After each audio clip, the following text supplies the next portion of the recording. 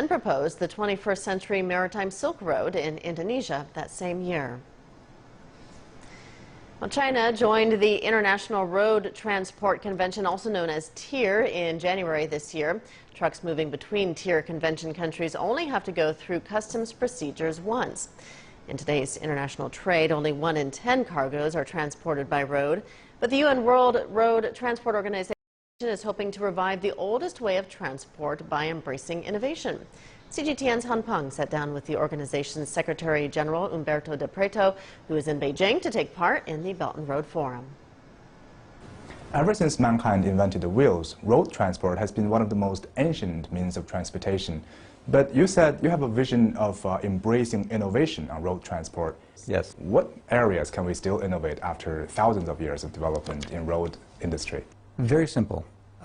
If you look at today, the waiting times you have at your borders, we see that in some areas it's even 2 weeks.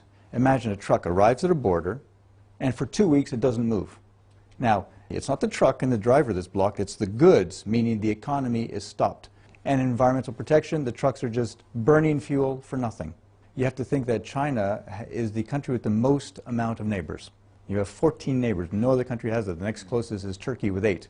And Turkey has implemented TIR and uses TIR very much to trade with all of its neighbors all around it, and does so very successfully.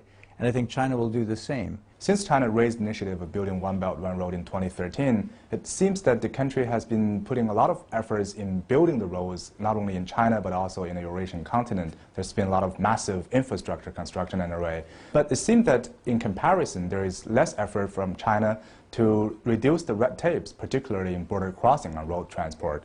What proportion do you think China should distribute in both of the two areas? From the past, there was always a tendency, let's focus first and foremost on infrastructure.